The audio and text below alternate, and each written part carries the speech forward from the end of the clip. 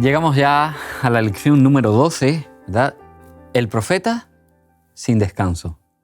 Y bueno, aunque nosotros aquí en el estudio oramos antes de comenzar, pero sería bueno hoy que compartiésemos con las personas que siguen el programa.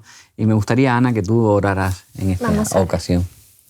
Querido Señor, te agradecemos, Padre, la oportunidad de estudiar tu palabra. Y te agradecemos, Señor, porque estamos aprendiendo cómo descansar en ti. Te pedimos, Padre, que puedas estar con nosotros, con las personas que nos están escuchando, y que, Señor, estas lecciones sean una bendición para nuestra vida. En el nombre de Jesús, amén. Amén. Amén. Así que el título de la lección de esta semana es muy interesante. El profeta sin descanso. Y vamos a hablar de un personaje extraordinario, de Jonás, porque es un personaje que cuando uno lo analiza, ¿verdad? Es un tanto raro. Como un profeta llamado por Dios para hacer una misión, y este profeta lo que hace es huir de la misión. Es un profeta del reino del norte, de la zona de las 10 tribus, del siglo VIII, y Dios le llama para una misión determinada, pero el profeta esa misión no le agrada y huye. Digamos, la solución que encuentra para no hacer lo que él entiende que no le gusta es huir. En lugar de enfrentar la situación, ¿verdad? La respuesta que da es salir huyendo. Bueno, hace también varias lecciones atrás estuvimos viendo de alguien que actuó así parecido. ¿Recordáis quién era? Elías, que también Dios, después de hacer algo grande, el caso de Elías fue que hizo algo grande también a lo que Dios le llamó a hacer, y después él sale huyendo. Y aquí directamente Jonás, en cuanto recibe el mensaje, pues decide cambiar. Trató de evitar, pienso que trató de evitar, como estamos hablando del descanso, trató de evitar lo que le hacía infeliz. Trató de evitar, lo que le preocupaba, lo que le quitaba la paz mental. Así que quiso encontrar la paz de otra manera, lejos de hacer la voluntad de Dios. Así que vamos a entrar a estudiar la lección, ¿verdad? Esa huida que hizo Jonás. Es que Jonás simplemente él ve a Dios, y el texto bíblico nos dice que él ve a Dios como un ser misericordioso. Y él sabía que, bueno, si Dios es misericordia, si Dios es bueno, él sabe que si va a predicar, algo va a ocurrir. Entonces Jonás no quiere que ocurra algo para que él mismo no sea visto como un falso profeta. Entonces Jonás dice: Señor, perdona, pero conmigo no cuentes. Y se huye para la dirección contraria a donde Dios lo llama. ¿Cuántas veces nosotros también, cuando Dios nos llama, sea cual sea el llamado, huimos en dirección contraria? Y a veces el Señor, como hizo con Jonás, nos busca de varias formas. Y es interesante ver que Jonás no para hablar con Dios. Hay profetas que paran para hablar con Dios y dicen: pero Señor, no, porque no me siento capaz, porque no, Jonás no dice nada, simplemente huye y se olvida que Dios sabe dónde está y que nunca jamás iba a esconderse de Dios. Y es curioso ver que el hecho de que huya para donde sea, Jonás quiere vivir y quiere vivir lejos, principalmente de Nínive. Además de Dios, pero de Nínive, porque los ninivitas eran conocidos por los seres más pacíficos del mundo. No. Los que trataban con amor todos sus compañeros de territorio. No, al revés, eran crueles. Y él no quería pues ni ver la crueldad, ni vivirla, ni estar presente. Entonces huye. Sin embargo, el Señor llama a Jonás como llama a cualquier persona, y busca a Jonás. Y cuando él busca a Jonás, busca por una forma así un poco rara, a través de un animal marítimo que es muy grande, por lo que se sabe que come en cierta medida a Jonás. Lo engulle. Engulle a Jonás, lo traga a Jonás por 3 días. Y es curioso porque en la actualidad, no, Miguel, no no hay muchos ejemplos de personas que también son engullidas por comida. Bueno, realmente ahora por comida, sí. por animales. Ahora sí hay ejemplos. Saben que hace poco, el 11 de junio, ocurrió un caso en Princeton, en la costa oeste de los Estados Unidos, de una persona que se llama Michael Packard, que fue engullido por una ballena. Pasó un corto periodo de tiempo, pero fue tragado. Estábamos hablando con Aitor hace un momento y mencionaba que dijeron otros personajes, en la noticia decía otros personajes famosos que han sido engullidos por ballena. Jonás.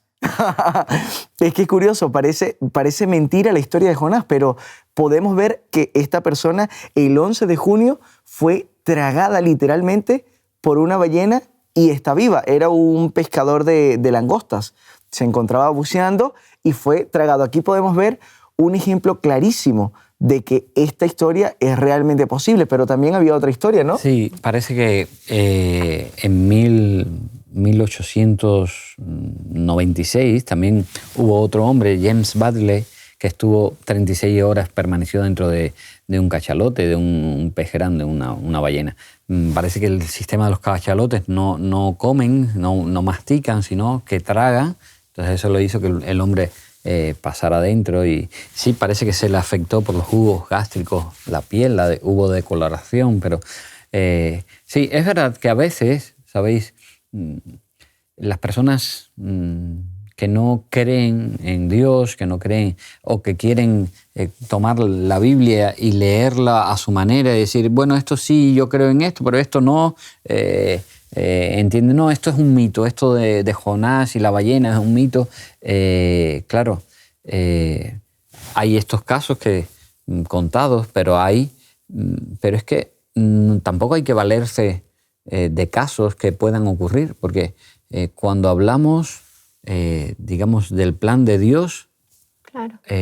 Eso sobrepasa cualquier situación lógica y normal. Es como dudar del poder de Dios, es decir, no, tiene que pasar eso, Claro. el que un señor sea tragado Para ver que es real. y que no muera, para entonces, mira, sí, es verdad, no. Mi Dios es tan grande que tiene poder para hacer lo que quiera. Y si no, estamos pues limitando al Señor. Y nosotros mismos caemos en una situación de dudar. ¿Esto es posible? Entonces sí. ¿Esto es natural? ¿Pasa o se ha visto o se ha podido comprobar? Entonces sí. No puedo caer en esa situación porque entonces estoy limitando el poder de mi Dios y Dios es grande, poderoso, no es un ser humano.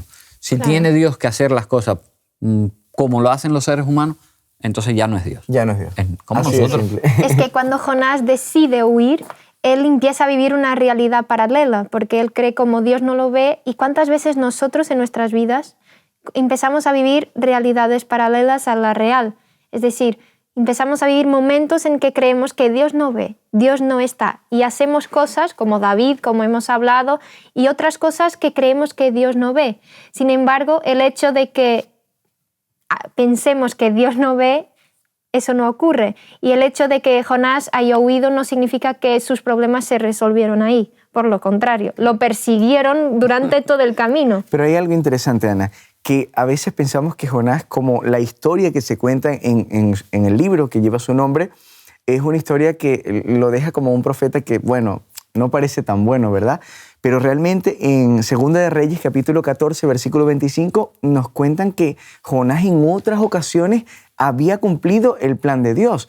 O sea, no era un profeta malo, no era una persona que no quería hacer la voluntad, no. Había cumplido la voluntad de Dios en otras ocasiones, pero justamente para este llamado él no quería actuar, él no quería hacerlo. Y aquí nos damos cuenta que Dios también envía a Jonás con un propósito de purificar al mismo Jonás, Claro. porque Jonás tal vez no sabía o tal vez no entendía, simplemente, bueno, estos son unos extraños, unos extranjeros y no me caen bien. Pero cuando Dios le encomienda esta misión, entonces Jonás puede ver hacia adentro y puede ver el odio, el rencor que él le siente a estas personas. Y esto también Dios a veces lo hace con nosotros. No sé si a ustedes les ha pasado, pero a mí me ha pasado muchísimas veces que tengo que hacer algo por alguien que no sabía que me caía mal. Entonces yo, tengo que reflexionar y digo, pero no sabía que esta persona me caía mal. Entonces tengo que orar, tengo que reflexionar y darme cuenta que nosotros también tenemos prejuicios por otras personas sin darnos cuenta. Entonces, cuando Dios utiliza estas situaciones de servir a otros, de ayudar a otros, para pulir también nuestro carácter y decir, hey, tú no eres perfecto, hey, tú no eres tal cosa, no. Tienes que usar, Dios utiliza esta herramienta que es la predicación incluso para purificar al predicador. Y Jonás es un ejemplo de esto, porque él ya lo había hecho con otras personas, significa que era un profeta que estaba dispuesto a servir al Señor. Y es que además, es que para que fuera Jonás el elegido, es porque Jonás tendría un don de predicación increíble. O sea, el Señor sabe elegir, entonces, y lo capacitó además. O sea, pero Jonás tendría un don porque en 3 días ha convertido el pueblo más cruel que existía en aquel tiempo. O sea, Jonás, mismo enfadado y mismo en el capítulo 2, estando en el vientre del pez, orando, y es una de las oraciones más bonitas también que tenemos en la Biblia, donde él reconoce cuán pequeñito es y cuán dependiente de Dios él está. En ese momento él pide al Señor el versículo 7, que es uno de los más bonitos. Cuando mi alma desfalleció en mí, me acordé de Jehová y mi oración llegó a ti, hasta tu santo templo. Él ya está haciendo una proyección para la eternidad, ya está haciendo una proyección para el cielo, donde está Dios. Y aún así, mismo reconociendo su pequeñez y mismo enfadado, Jonás predica. Yo estoy segura que de las mejores predicaciones que hubo en la tierra. Porque para que un pueblo se arrepintiera de la forma como fue en Nínive... Sí, fue el mejor predicador, vamos, sin duda. El mejor misionero. Es que él fue el gran misionero. No, el problema es que Jonás, ¿sabéis? Es que España es muy hermosa, es una tierra de atractivo. Algunos dicen que Jonás lo que quiso fue huir, irse bien lejos, así que se quiso venir a Tarsis, a Tartesos, algunos dicen, a la zona ahí de Huelva, Sevilla, Cádiz, por ahí. Y entonces, claro, España tiene un atractivo tremendo, quería visitar España. No, bromas aparte, lo cierto es que con Jonás se da esa situación tan extraordinaria de Dios quiere que hagas algo, yo, Señor, los seres humanos somos así, que a veces el Señor nos demanda, nos espera de nosotros y nosotros como Jonás escurrimos la situación.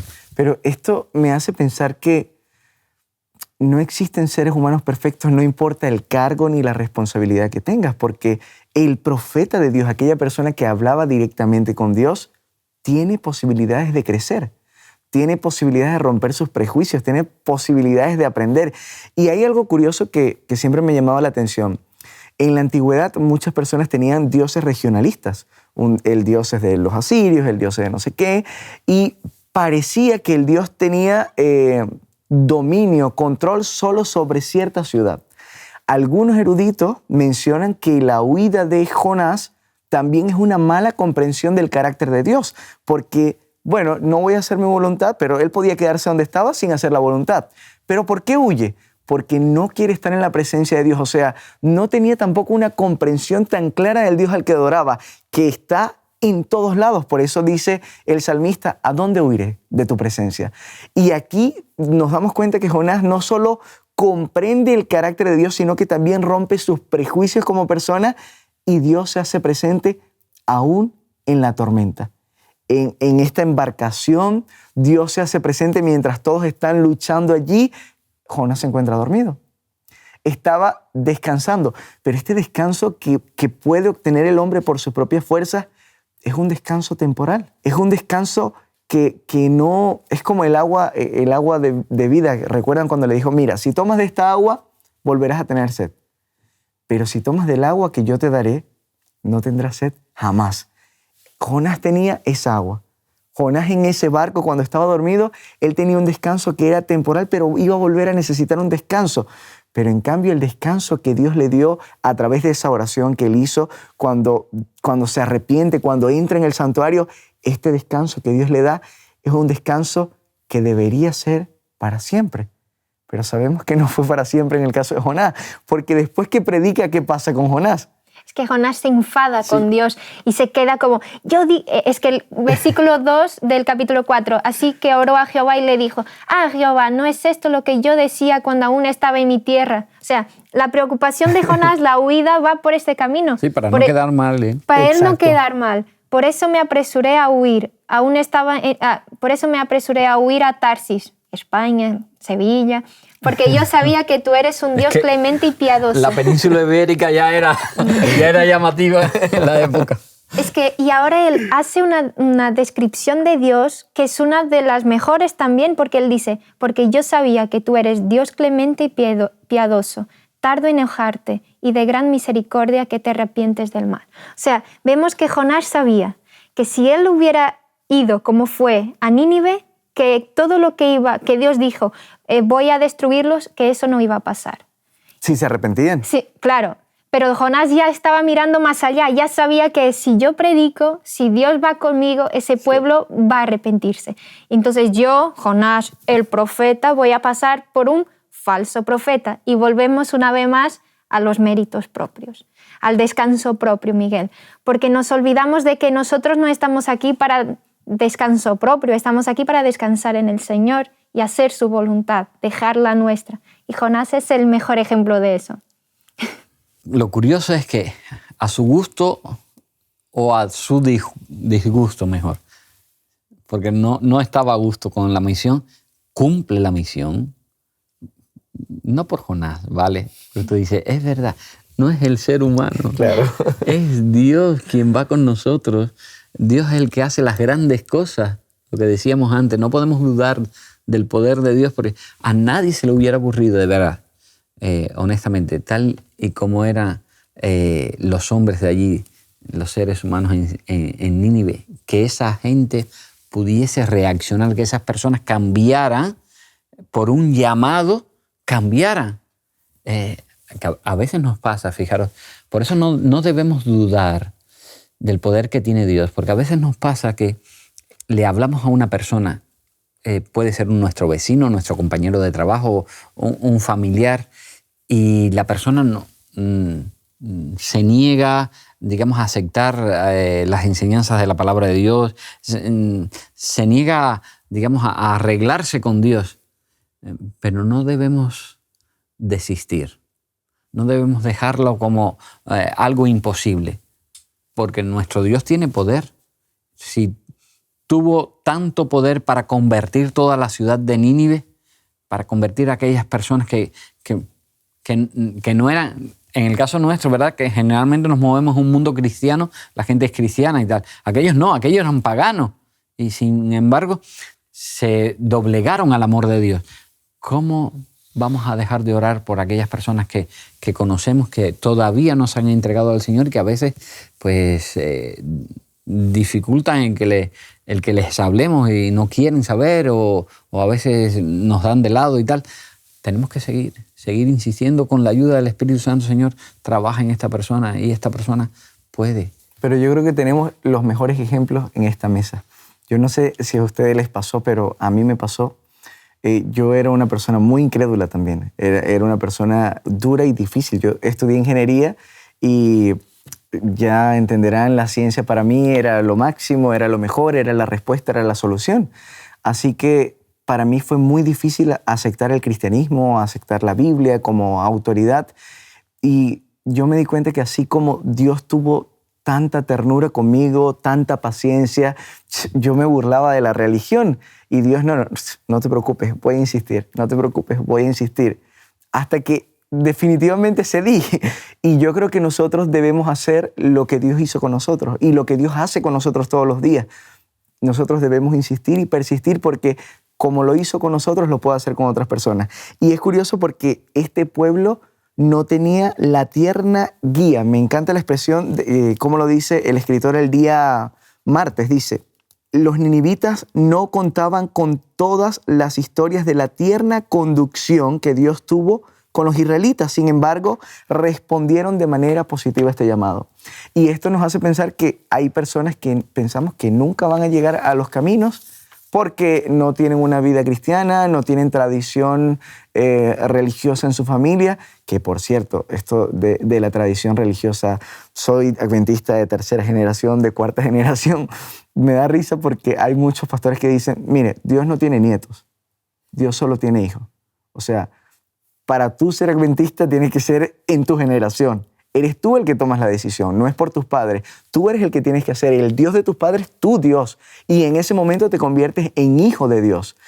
Y en este caso, los ninivitas no contaban con esta tradición religiosa de sus padres, de sus ancestros, pero aún así, cuando se presentó el verdadero evangelio, cuando se les presentó la oportunidad de salvación, no la rechazaron. Esto es una bendición que nos tiene que hacer romper todos los paradigmas, todos los cuadros y los redondos que tenemos en nuestro cerebro cuando vamos a predicar a una persona que incluso es ateo o que no cree en nada o que es un budista o un shintoísta, cualquier religión. Nosotros debemos entender que Dios tiene la capacidad de romper un corazón de piedra y convertirlo en un corazón de carne. Y bueno, la historia continúa. Se convierte en Nínive. Los ninivitas pues se arrepienten y el profeta ahí ya rompió el esquema. No sé, ¿verdad? Oye, que tú estés en cierta medida trabajando por una persona para que acepte a Jesús, para que acepte el plan de la redención y tal, y de pronto la persona acepta, se convierte y tú te enojas. Esto sí que, vamos, tiene WhatsApp la cosa. Te enoja. El profeta enojado. Ahí nosotros podemos ver que Jonás ha vivido una mini depresión bastante dura, porque Jonás, ya conociendo a Dios, como ya hablamos, pero es que Dios, como decías, Miguel, Dios tiene una paciencia con Jonás increíble.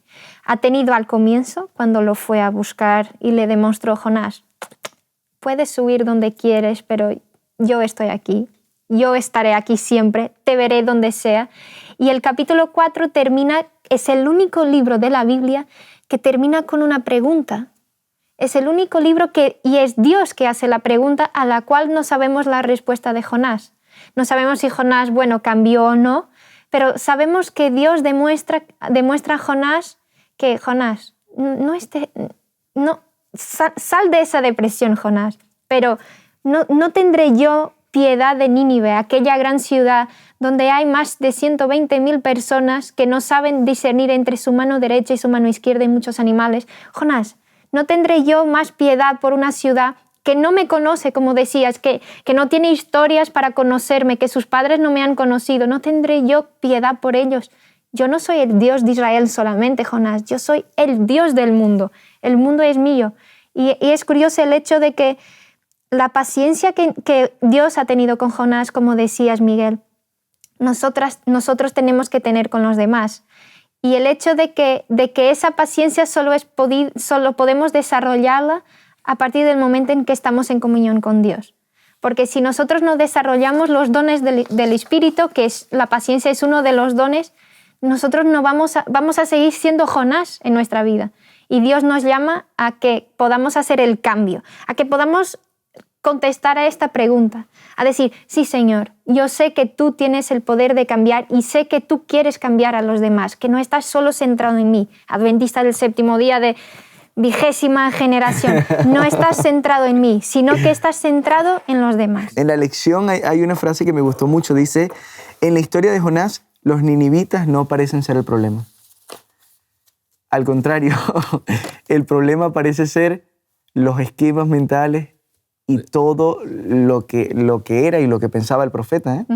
Por eso la lección, ese título de El profeta sin descanso, podía haber tenido el descanso desde el primer momento cuando Dios le encomienda la labor, ya, a verse, Señor, claro que sí, si tú vas conmigo todo va a salir bien.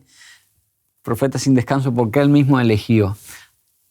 Seamos cuidadosos, ¿verdad? Los amigos que escuchan el programa, porque a veces nosotros mismos entorpecemos el poder descansar.